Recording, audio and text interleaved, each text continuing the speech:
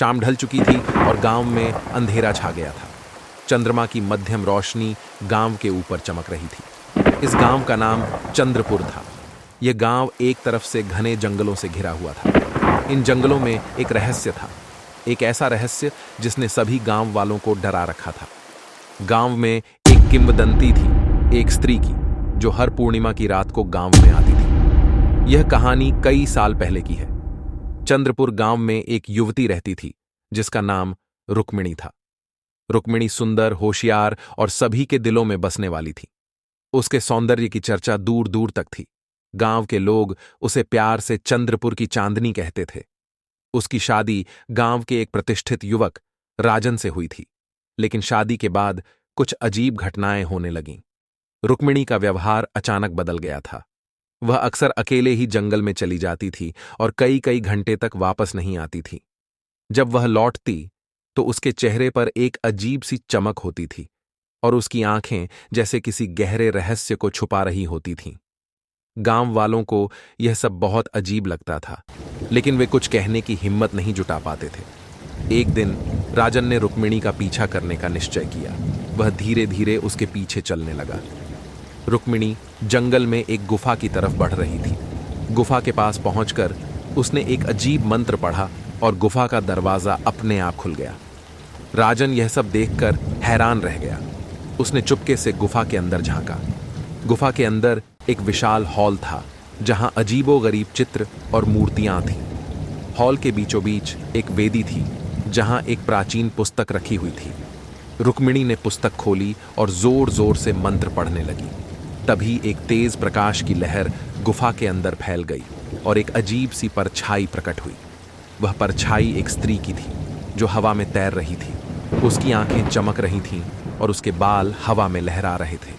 यह दृश्य देखकर राजन के रोंगटे खड़े हो गए। अचानक रुक्मिणी ने पीछे मुड़कर देखा। उसकी आंखों में एक अजीब सी चमक थी। उसने राजन को देखकर एक ठंडी मुस्कान दी और कहा, तुम यहां क्यों आए हो? राजन ने डरते हुए कहा, रुक्मिणी, यह सब क्या है? रुक्मिणी ने हंसते हुए कहा, यह मेरी सच्चाई है। मैं इस गुफा की रक्षक हूं। यह गुफा एक प्राचीन शक्ति का केंद्र है और मैं इसे बचाने के लिए चुनी गई हूं। राजन ने हिम्मत जुटाकर कहा, लेकिन यह सब क्यों? और यह स्त्री कौन है? रुक्मिणी ने कहा, यह स्त्री इस गुफा की आत्मा है। वह हमें शक्ति और ज्ञान देती है, लेकिन उसकी शर्तें भी होती हैं। उसे हर पूर्णिमा की रात को एक बलि चाहिए। अगर उसे बलि नहीं मिलती तो वह गुस्से में आकर पूरे गांव को नष्ट कर देगी। राजन ने चौंकते हुए कहा, लेकिन हम यह सब कैसे रोक सकते हैं? रुक्मिणी ने कहा, हमें उसकी शर्तें माननी होंगी, लेकिन इस बार उसकी नजर मुझ पर है।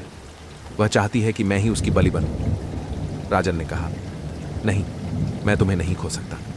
हमें कोई और रास्ता निकालना होगा। रुक्मिणी ने दुखी होकर कहा, शायद कोई और रास्ता नहीं है। हमें उसे संतुष्ट करना ही होगा।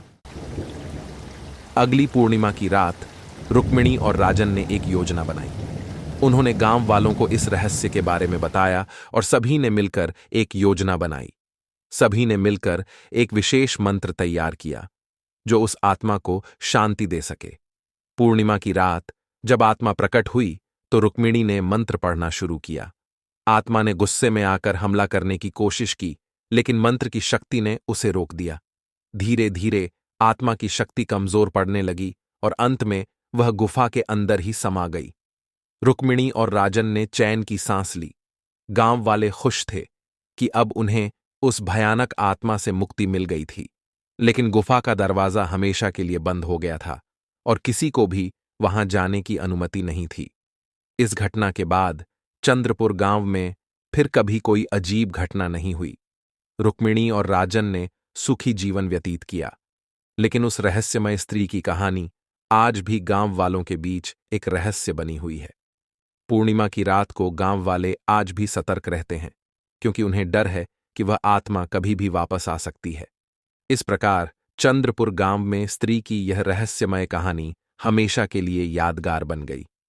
यह कहानी हमें यह सिखाती है कि कभी कभी हमें अनदेखी शक्तियों का सम्मान करना चाहिए और उनके रहस्यों को समझने की कोशिश करनी चाहिए, बजाय उन्हें चुनौती देने के।